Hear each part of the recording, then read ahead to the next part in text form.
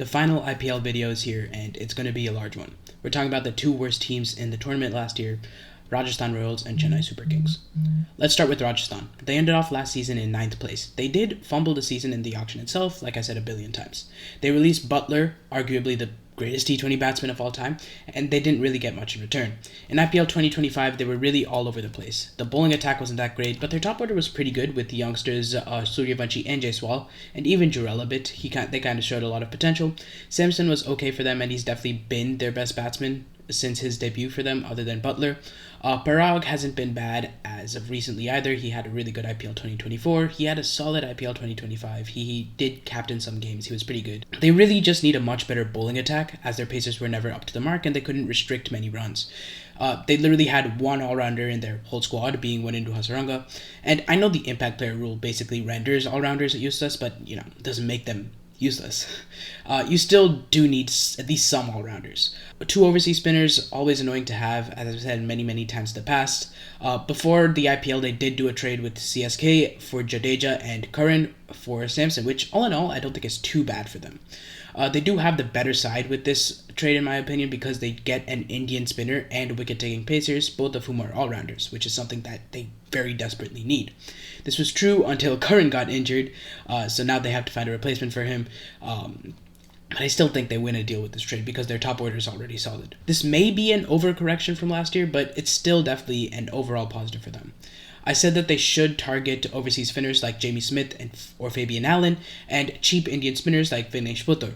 And they actually did something like this, buying Ravi Bishnoi, Adam Milne, Ravi Singh, Sushant Mishra, Yashraj Punja, Brijesh Sharma, Vignesh Puthur, and Aman Rao. Ravi Bishnoi pick was great. I'm a huge fan of Ravi Bishnoi, and he's probably the future of the Indian white ball spin attack, and he's really just an amazing player overall, and he does fit pretty well into this Rajasthan bowling lineup.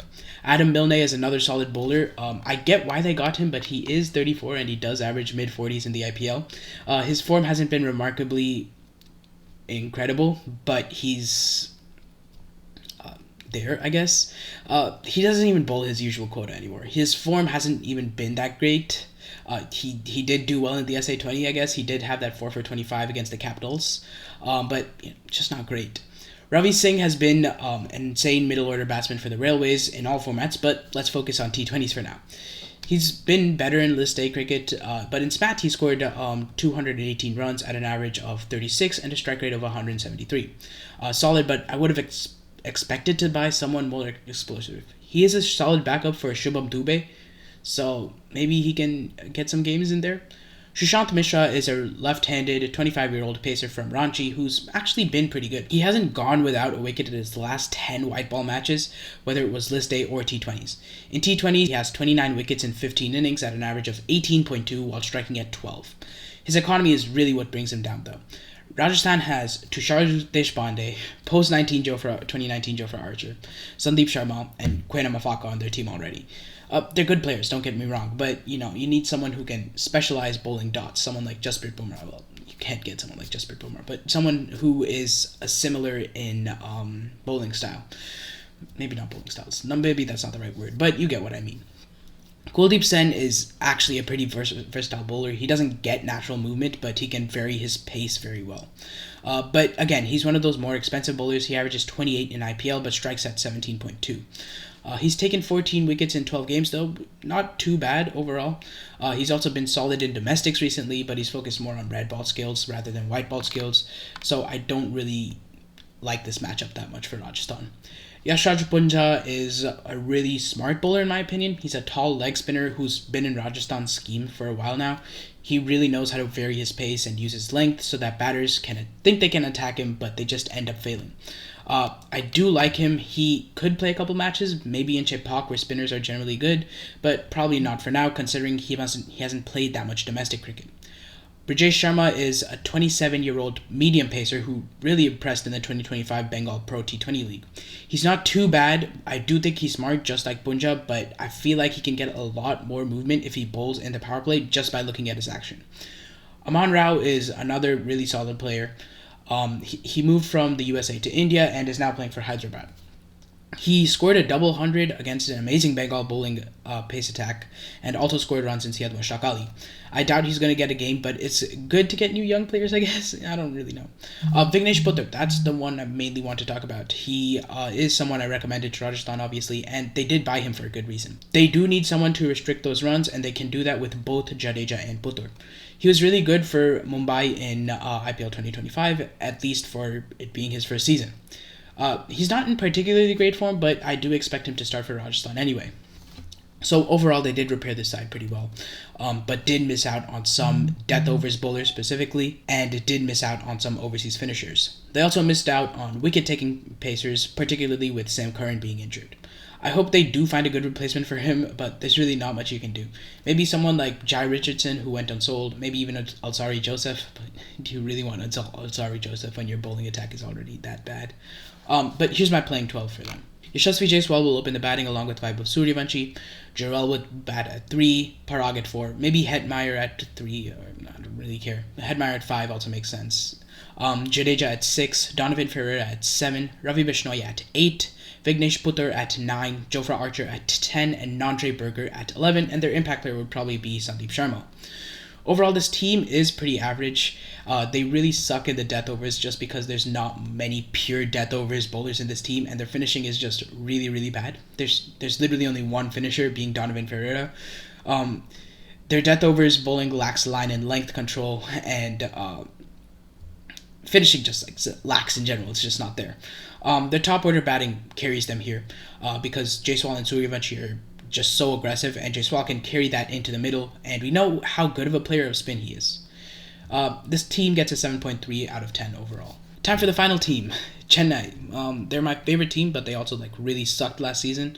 Almost everything was bad. Pace bowling wasn't great, could have been better. The power play, spin was lackluster, batting was way worse. But in the break between in IPL 2025, because of some war, they did get 3 important new players, being Urvil Patel, Ayush Matre, and Duwalt Brevis. These guys did end up playing really well for CSK last year, and basically got them to have a chance of not ending up in last place. But this year they revamped almost everything. Their main problem last year was the middle order, and they kind of resettled only the top. Dubey is in great form though, and so is Brevis, so I'm pretty excited to see what's going to change this year. Obviously, they traded Jadeja and Curran for Samson before the World Cup.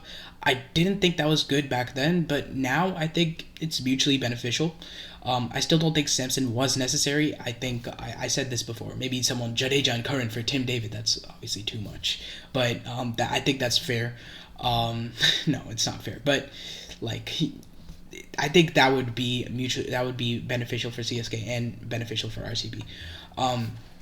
But then again, it's not fair at all. I think Samson still does boost the top order overall, though.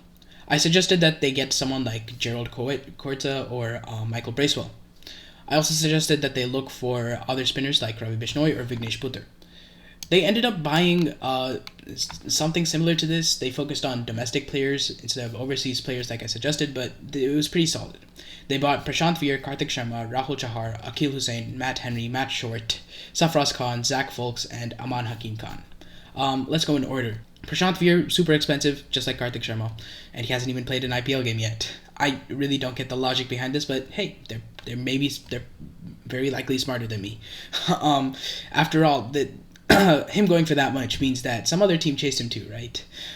He's an all-rounder, which is something that CSK needs, but again, way too expensive for a player who hasn't even been that successful in Syed Mushtaq Ali yet. He's actually a really good spinner though, so I do see him doing somewhat well for CSK if he does get a chance. Karthik Sharma is a player who makes a lot more sense to me though, because, it fits CSK's needs. In domestic T20s, he scored 334 runs at an average of 30.4 and a massive strike rate of 163. Not the best, but I do think he still does have some potential. He is really good at playing spin as well, which will be useful in Chepauk. Rahul Chahar is someone that I felt CSK should go for, even before this. Obviously, I said Ravi Bishnoi would be better, but Rahul Chahar is a pretty solid settling point. He's not particularly impressive, nor is he in great form, but I don't think he was supposed to be a starting player in the first place. So He's not too bad, probably not in their main playing 12, probably not in their schemes at all, but he is like a good replacement if Noor Ahmed gets injured, you know. Same thing with Akil Hussain, who I've already talked a lot about on this channel. Akil Hussain is obviously a lot more economical than Rahul Chahar and definitely a better wicket taker, and he does bowl in the power play as well. So I do see Akil Hussain getting some games this IPL, maybe even in the starting 12. Matt Short is injured as of now and will have a delayed return, and so will Nathan Ellis. I suppose he will have, maybe, I don't know, I'm not completely sure. Um, I hope he does. As a replacement for Nathan Ellis, I think that CSK should get Raj Labani or Jael Korta or maybe even Simarjeet Singh. Out of these, I prefer Simarjeet Singh. He's already played for CSK. Korta is, I think he played for TSK or JSK, I don't remember, but he's also a pretty good option. Tuscan Ahmed is probably the best option out of these three, but seeing how BCCI is taking two Bangladeshi players, I don't really think they would be allowed to sign him. Matt Henry is also definitely a good pick. Also, he's in some amazing form after the T20 World Cup. In the past, T20 has been his worst format, but his form as of now is actually pretty good. He's had 10 wickets in the last 8 matches in this T20 World Cup at an average of 23.5 at a strike rate of 17.1. His economy was on the higher side, but New Zealand had a really competitive group for both group stages, so it makes sense for why his stats look worse compared to someone like Jensen or Nagidi or Bumrah. I do expect him to start because Ellis is absent. Sarfraz Khan is not too bad of a pick. He has needed an IPL breakthrough for a while now, but I really don't see him fitting anywhere in this batting order at all. You have Simpson and Matre opening, you have Rutu at 3, Bravis at 4, and once you go into 5, you have Dubé, and you're already done. You don't really have anything else, and even then the finishers, Sarfraz is not particularly a finisher, and then you have 3 finishers ahead of him being Prashant Veer, Dhoni, Karthik Sharma. Then you have Urvil Patel, who should have started at the top, but he can also play at 6 or 7 or even 8, but that's not happening.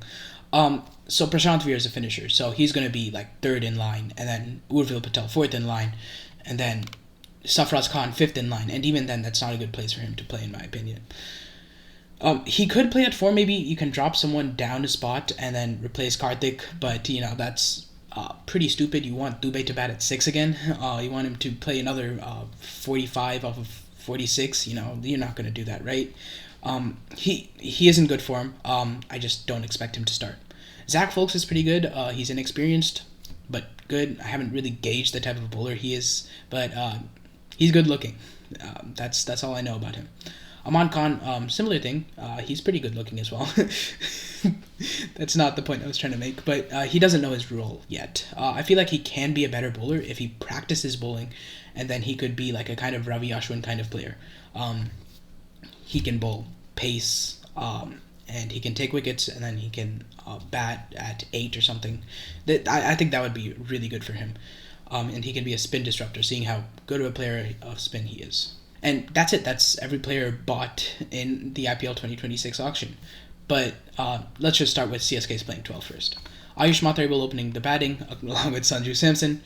Rutraj Gaikwad at 3. Dewald Brevis at 4. Shivam Dubé at 5. Karthik Sharma at 6. MS Dhoni at 7. Anshul Kamboj at 8. Noor Ahmed at 9. Akil Hussain at 10. Matt Henry at 11. And your impact player would probably be Khalil Ahmed. Overall, not too bad. It's definitely above average. It's just not playoff material though. The finishing strength just isn't good enough. Also, Anshul Kamboj just can't bat. Obviously, you can fix this by bringing on Prashant Veer, but you want 3 19-year-olds in your IPL team, the biggest league in the world. That's pretty crazy, Combine all 3 of their ages, it's just 13 years older than Dhoni. Wow, that's surprising. Again, another problem here is that they don't have enough Indian spinners, and yes, you can fix it by bringing on Prashant Veer and playing Jamie Overton over Kamboj, but seriously, what are you going to do if 3 of your 19-year-olds fail? It's just really, really hard to give this team above a 7.5. I think 7.4 is fair. 7.5 is maybe a bit too excessive. I do like their power play batting, middle overs batting, and spin bowling, but the death overs are just too crucial for me to give it a score above 7.5. Also, take this with a grain of salt. They are my favorite team. This could very well be a 6.5 out of 10. So that's all the teams, and here are my final rankings for the entire IPL. So we have RCB at first. They're going to be my trophy winners, winning their second trophy in a row, being the third team to do it after CSK did it in 2010 and 2011, and MI did it in 2019 and 2020.